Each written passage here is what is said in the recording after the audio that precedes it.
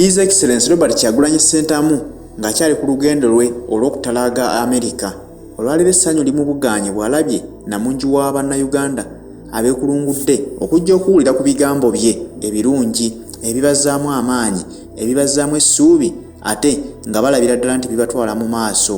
Ono wadde nti essanyu limu buganye naye ate ennaku emuluma ku mutima bw'alaba bannayuganda abayitirivu bwe batyo nti abasinga obungi bonna bali mu mawanga g'abazungu si lwakuba nti badduka kwagala.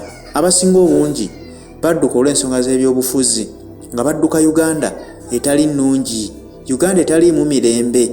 Robert Kyagulanyi Ssentamu yennyamidde nga yeebuuza kijja kitya okubeera nga bannayuganda abangi bwe batyo bali mu Amerika.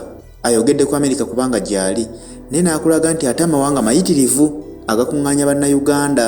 Ne yeebuuza nti lwaki omwana wa Uganda atuuka okudduka mu nsi ye? Si lwakuba nti Uganda nsi njavu by the way. Tukimanyi bulungi nti Uganda lyerimu ku ggwanga eryandibadde mu mawanga agabalibwa mu mawanga agalina essente. Naddala nti bannayuganda baagala nnyo okukola. Naye lwaki bannayuganda bettanidde nnyo okudduka ensi yaabwe? Nti olw'okuba obukulembeze obuliwo bubanyigiriza. Tebagaba mirimu bavubuka. Gavumenti teteeseteeseewo nkola zisobola kuvaamu mirimu bavubuka ze basobola kwettanira. Nti olaba omuvubuka wa leero amala okusoma naye n'abeera ku street nga yeeyiiya bweyiiya ng'enjogera ennaku zino, ng'okufuna wajja 10 kuyita mu kweyiiya. Kyova olaba nti n'obufere ate mu Uganda bungi mu bannayuganda. Bambi abamu bakola biddiirwa eby'okufera si lwakuba nti baba baagala, wabula enteekateeka ebafunira emirimu teriiwo. Omuvubuka yasoma n'ateekamu obudde bwe, alina diguli ye naye tasobola kufuna mulimu. Nga ofiisi ezisinga obungi ezirimu abantu ezandibaddemu abantu abasoma zirimu ba mwana waani ani akumanyi. Naye n'osanga ate obuyigiriza obwandigwanidde ekifo ekyo bambi n'agirimu ofiisi eyo tabuweza. Naye olw'okuba nti aliko gundi amumanyi, ono ani akusindise nti nva mu famire ya gundi. Kati ebyo bye biruma Robert Kyagulanyi Ssentamu n'okutuuka olwaleero okulaba nga tateredde kuba naye teyandyegombye kubeera ng'azunga mawanga ago. Yandibadde abeerako ewuwe n'akola emirimu gye nga bwe yagikolanga obwedda. Naye ali mu ngendo zino okutambula nti olw'okuba alumirirwa munnayuganda oddemu ofune eddembe lyo, oddemu weyagalire mu nsi yo, ofune emirimu mu ggwanga lyo nga gw'omala okusoma ng'omulimu gwe gukulindiridde. So singa bino ebiriwo nti omala okusoma n'otandika nti ate kati ngenda kuyiiya wagenda kukuba biddiiru ki? Ddiiru zifuuse eddiiru lwa gavumenti etafudde ku munnayuganda.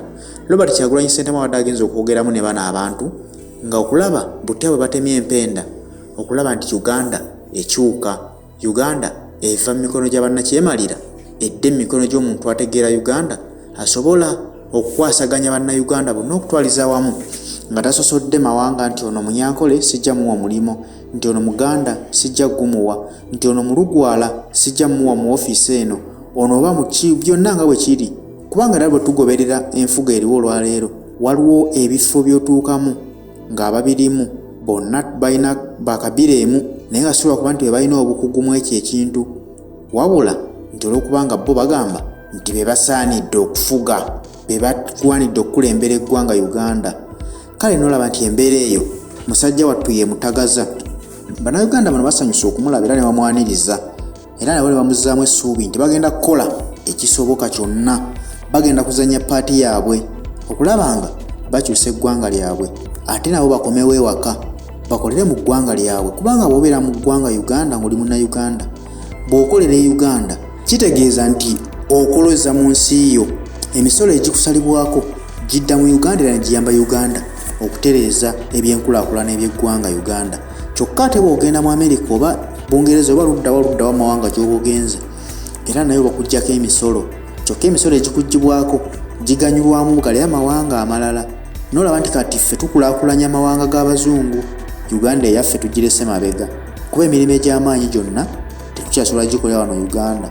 Olabira nti Uganda omuntu afuna ssente ze nga yanditandise bizinensi ye ey'amaanyi esobola okuyingiza ku musolo oguyamba eggwanga, naye n'agamba owaayi kanjitwale njiteeke e Kenya oba kanjiteeke TZ oba kanjitwale Dubai kubanga gye batagenda kunnyigiriza. Gavumenti ye Dubai tejja kumpisa bubi ng'eye Uganda ate wenzaalibwa. Naye wano wokka osanga gavumenti etafa ku munnansi ate gwe kulembera, kyokka nga ate ffe bejjamu emisolo ffe byandibadde ekwata ng'ekyatika, naye wosanga nga babiibiita omuyindi, wosanga nga babiibiita omunyarwanda eyazze obuzi okukolerawo, wosanga nga babiibiita omuchina eyazze obuzi okukolerawo, naye ng'ate gwe munnansi bakuyisa ng'ekyoku nsiko. Bannaaye, Uganda tulina okugisabira ennyo okulaba ng'eva mu mikono gy'erimu olwaleero, edde emikono gy'omuntu omutuufu oyo ateekeddwa ogikulembera agitwale mu maaso.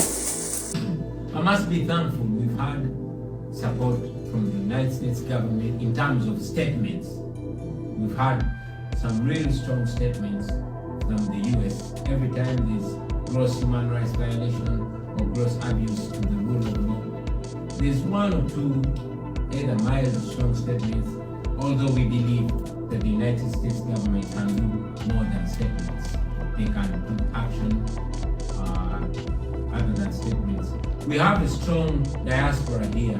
Most of our professionals left home because the country does not resonate with the kind of life and the kind of world we live in. Right there we have Dr. Kauma. Dr. Kauma is the leader of our diaspora in the United States.